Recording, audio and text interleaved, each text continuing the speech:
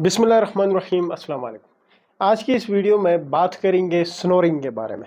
Snoring यानी खराटों के बारे में कि जो रात को जब आप सोते होते हैं तो अजीब अजीब से जो आवाज़ें निकल रही होती है खराटों की, ये आज हमारा मेन टॉपिक रहेगा। और इसको मेडिकली स्नोरिंग कहा जाता है। ये एक अनप्लेजेंट साउंड होती है। सबसे पहले बात करते हैं कि इसके पीछे वजूहात क्या कुछ हो सकती है। तो इसकी वजूहात को हम डिवाइड करते हैं मेन 3 हिस्सों में। सबसे पहले हिस्से में हम बात करते हैं बच्चों में इसकी क्या वजूहात हो सकती है, यानी अगर किसी बच्चे में ये मसला है स्नोरिंग का, यानी वो खराटे लेता है, तो उसमें क्या वजूहात हो सकते हैं। फिर हम बात करेंगे बड़ों के हवाले से कि बड़ों में खराटे लेने की क्या वजूहात हो सकते हैं। और फिर हम बात करेंगे कि इसके अलावा कि जो छोटे बच्चों में और बड़ों में जो कॉजेज़ है उसके अलावा क्या कुछ वजूहात हो सकती हैं स्नोरिंग के। बच्चों में जो सबसे बड़ी वजह बनती है स्नोरिंग के वो है टॉन्सिलाइटिस।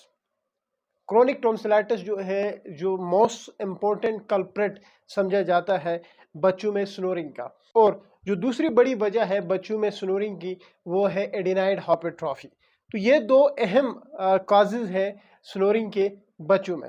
बात करते हैं एडल्ट्स के हवाले से कि एडल्ट्स में क्या वजूहात हो सकते हैं खराटों के। तो उनमें सबसे बड़ी वजह बन जाती है टर्बिनेट्स हाइपरट्रॉफी। नाक के अंदर 3 तरह के टर्बिनेट्स होते हैं। अगर उनकी स्वेलिंग हो जाए, उनमें इन्फ्लेमेशन हो जाए, जिसको हम टर्बिनेट हाइपरट्रॉफी कहते हैं, तो ये एक अहम और बहुत बड़ी वजह है एडल्ट्स में स्नोरिंग की। उसके अलावा डेविएटेड नेजल सेप्टम है, यानी जो आपकी नाक की नरम हड्डी होती है वो किसी वजह से डेविएट कर गई है, मतलब कोई मुक्का शुका लगा है या किसी एक्सीडेंट की वजह से वो हड्डी टूट गई है तो वो डेविएट कर जाती है, उसको हम डेविएटेड नेजल सेप्टम कहते हैं। तो ये दूसरी बड़ी वजह है एडल्ट्स में स्नोरिंग की। और तीसरी वजह है नेजल पॉलिप। नाक के अंदर कोई पॉलिप डेवलप हुआ हो तो उस वजह से भी स्नोरिंग हो जाती है। अब हम बात करते हैं कि इनके अलावा क्या वजूहात हो सकते हैं। जो सबसे अहम वजह, ये जो मैंने बात की है, उसके अलावा जो सबसे अहम वजह है वो है ओबेसिटी। अमूमन ये देखा गया है कि जो फैटी लोग होते हैं, जिनका वज़न ज़्यादा होता है, जो मोटे लोग होते हैं, वो बहुत ज़्यादा खराटे लेते हैं। ओबेसिटी के अलावा जो लोग सिडेटिव और हिप्नोटिक्स का इस्तेमाल करते हैं, यानी जो कुछ एक दवाइयाँ हैं जो सिडेशन कर देती है, उसकी वजह से भी खराटे आ जाते हैं। जो लोग स्लीपिंग पिल्स ले रहे होते हैं, यानी नींद की जो दवाइयाँ इस्तेमाल करते हैं, स्पेशली जो साइकेट्रिक पेशेंट्स होते हैं, क्योंकि उनको स्लीपिंग पिल्स पे डाला जाता है, तो उनमें भी बहुत ज़्यादा देखा गया है स्नोरिंग।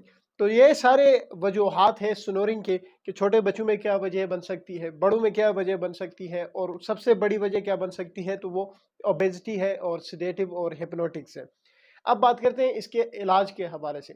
जितने भी काजेज़ पे हमने बात की है, जितनी भी वजूहात पे बात की है, उन सारे वजूहात को आप मॉडिफाई करो, उन सारे वजूहात को आप ट्रीट करोगे तो स्नोरिंग खुद ब खुद ख़त्म हो जाएगी। जैसे कि अगर ओबेसिटी की वजह से स्नोरिंग हो रही है तो उसका एक ही हल है कि आप अपना वेट लॉस करें। जैसे कि सिडेशन यानी सिडेटिव्स के इस्तेमाल से आपको स्नोरिंग हो रही है, तो उसका एक ही हल है कि आप आहिस्ता आहिस्ता जो सिडेटिव्स चीज़ें हैं उसको छोड़ दें। इसी तरह अगर स्लीपिंग पिल्स के इस्तेमाल से स्नोरिंग हो रही है तो आप उनसे अवॉइड करें। और नेजल पॉलिप की वजह से हो रही है तो उस हिसाब से आप उसको ट्रीट करें। क्रोनिक टॉन्सिलाइटिस की वजह से हो रही है तो क्रोनिक टॉन्सिलाइटिस को ट्रीट करवाएं।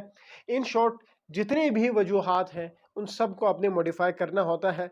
और अगर किसी को स्नोरिंग हो तो एक बेस्ट ऑप्शन ये है कि वो एक एएनटी डॉक्टर के पास चले जाए, जिसको हम नाक कान गले का स्पेशलिस्ट डॉक्टर जो कहते हैं, उसके पास चले जाए। वो आपके कॉज को रूल आउट करेगा कि आप में किस वजह से स्नोरिंग हो रहा है, तो फिर उस हिसाब से आपको ट्रीट करेगा।